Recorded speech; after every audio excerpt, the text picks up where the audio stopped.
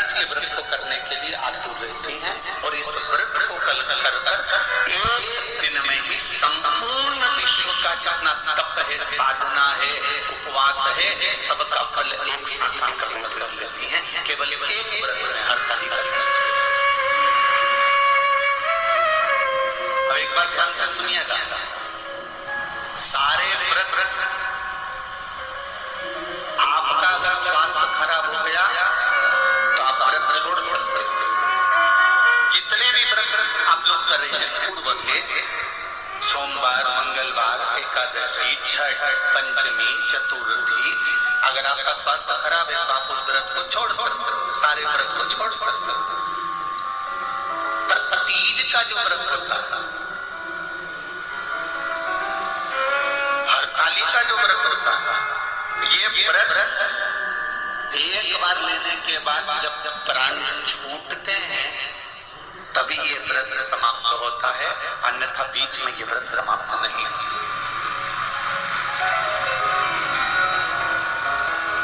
ये व्रत समाप्त होता ही नहीं।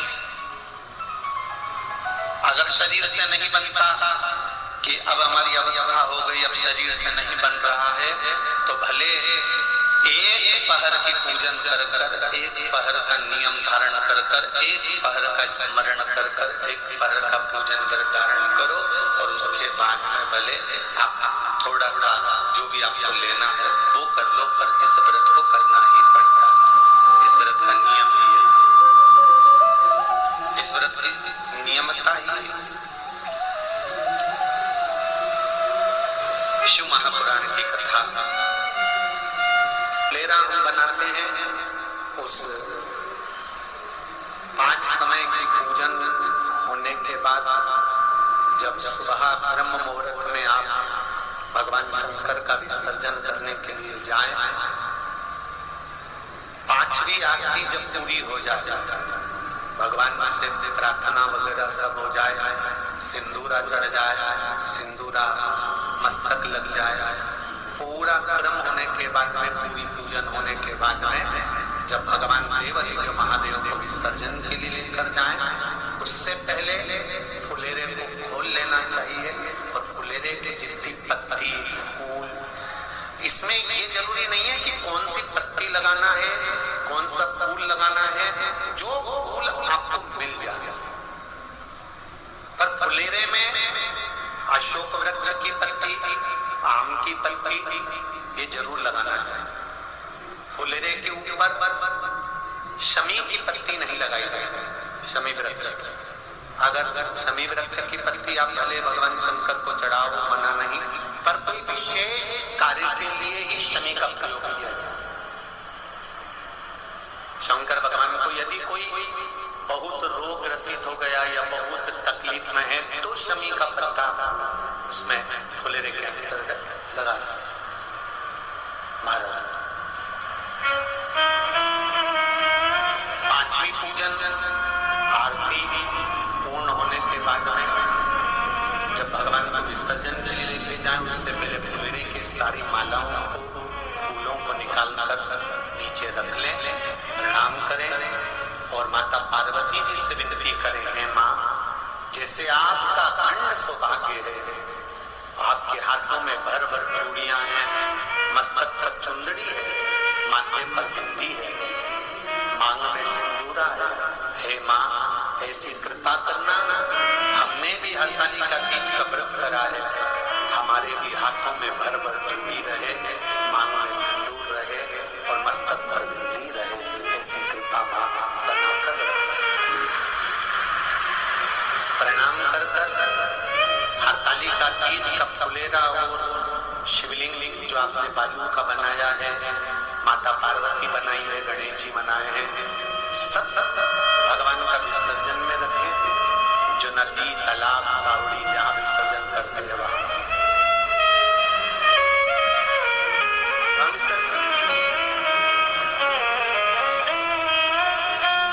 हरतालिका तीज के दूसरे दिन गणेश जी विराजमान हो जाएंगे। गणेश जी को जब विराजमान करो तो एक बात का स्मरण जरूर रखना कि गणेश जी विदा हो आपके घर से, पर रिद्धि सिद्धि आपके घर से विदा नहीं होना चाहिए।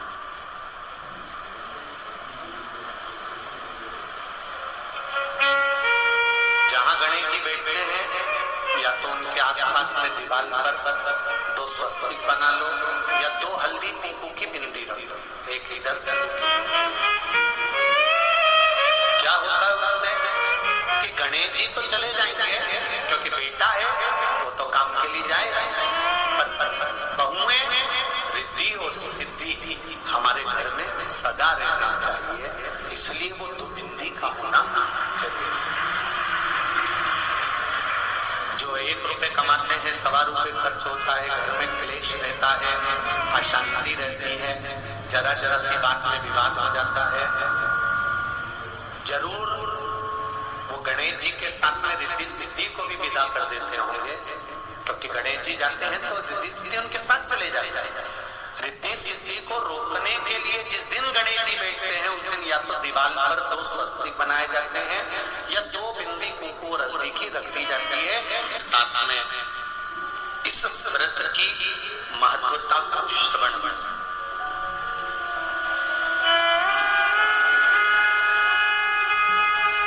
हरतालिका का तीज का व्रत करने वाली नारी जब प्राण छोड़ती है तो उसकी क्या गति होती है, कहाँ हो जाती है, किस लोक में उसका स्थान होता है।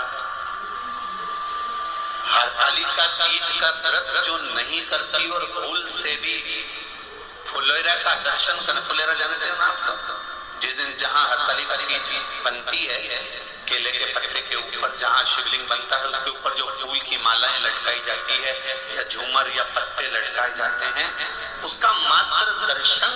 वो व्रत नहीं भी कर रही है, उसका उपवास नहीं है, उसकी व्रत नहीं है, उसने व्रत नहीं उठाया, उसने उपवास नहीं उठाया, उसने व्रत उठाया।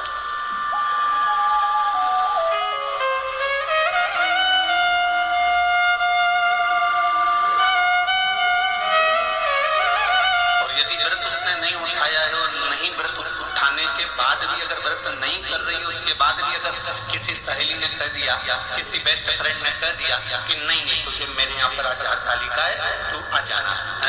थोड़ी देर बैठना, भजन गाना, चले जाना, और भूल से तुम्हारा मन नहीं भी है, नहीं तुम्हारा मन, इसके बाद भी तुम चले गए, इसके बाद भी अगर तुम पहुंच गए वहां चले गए,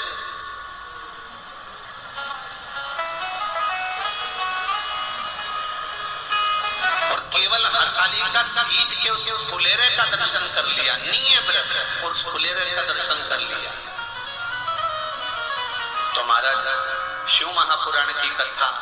स्कंद पुराण की कथा बड़ा सुंदर वर्णन करती है कि हजारों हजार 16 सोमवार संकट सोमवार का जो पुण्य होता है मात्र हरतालिका तीज के फुलेरे का दर्शन करके जीवन को प्राप्त हो जाता है। केवल एक फुलेरे का दर्शन कर, शंभु शंभु, केवल एक फुलेरे का दर्शन कर प्राप्त हो जाता है।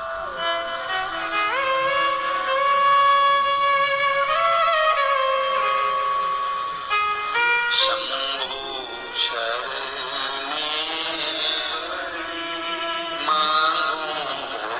के रूप में रिद्धि सिद्धि हमारे घर में पूरे वर्ष विराजमान रह जाए। किसी या गणगौर की तीज हो, ये नारी करती क्यों है, इसका व्रत का विधान क्या है, क्या क्यों करा है?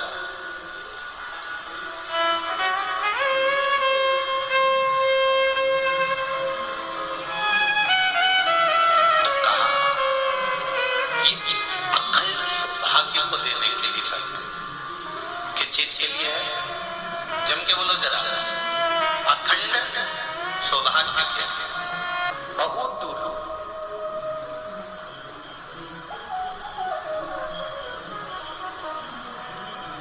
आप घर में कैसे भी कपड़े पहनो चले गए, पर जिस दिन आपके घर में तीज का व्रत हो, चतुर्थी का व्रत हो, या आपका सास ने जो व्रत बताया है, या आपके घर में माँ जो व्रत बताई है, जो घर के बुजुर्ग जिस व्रत को करते चले आ रहे हैं, उस व्रत को यदि आप कर रहे हो तो चाहिए, उसका कारण केवल एक है जो कुर्म पुराण में और गर्ग संहिता में लिखा हुआ कि पूजन करते समय हमारे सिर पर एक छोटा सा, हम ये भी नहीं करे कि तुम इतना लंबा घूंघट डाल, और कह भी देंगे तो तुम कोई डालने वाले तो बोले।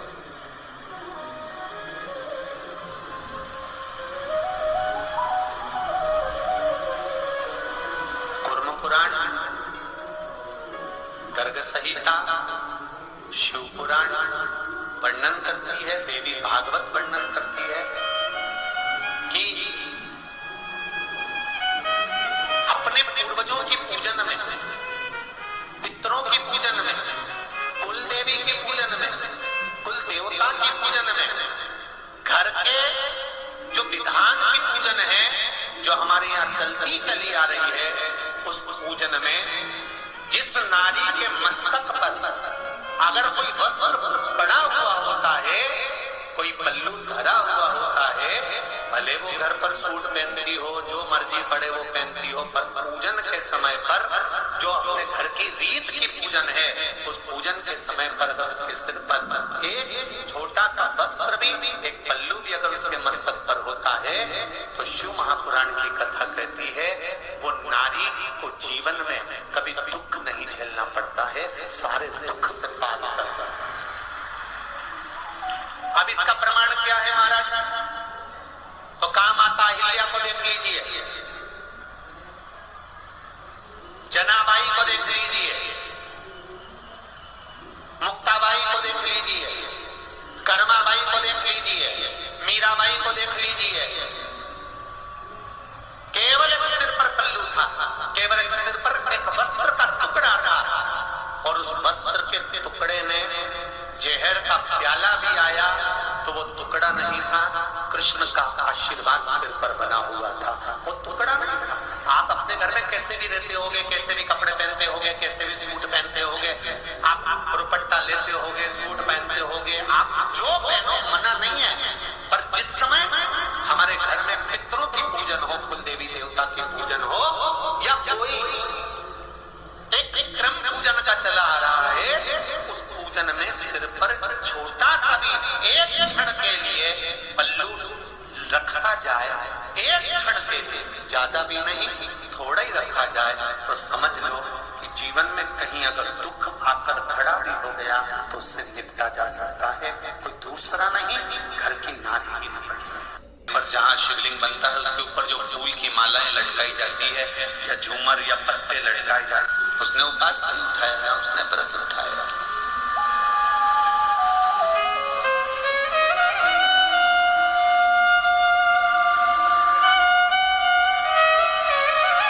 और यदि व्रत उसने नहीं उठाया है और नहीं व्रत उठाने के बाद भी अगर व्रत नहीं कर रही है, उसके बाद भी अगर किसी सहेली ने कह दिया, किसी बेस्ट फ्रेंड दी, और सिद्धि हमारे घर में सदा रहना चाहिए, इसलिए वो तो बिंदी का होना आती रहती है। जरा जरा सी बात में विवाद हो जाता है। इस सिद्धि को रोकने के लिए जिस दिन गणेश जी बैठते हैं उस दिन या तो दीवार पर 2 स्वस्तिक बनाए जाते हैं या 2 बिंदी कुंकू और हल्दी की रख दी जाती है। साथ में इस व्रत की महत्वता को श्रवण ये व्रत समाप्त होता है, अन्यथा बीच में ये व्रत समाप्त नहीं।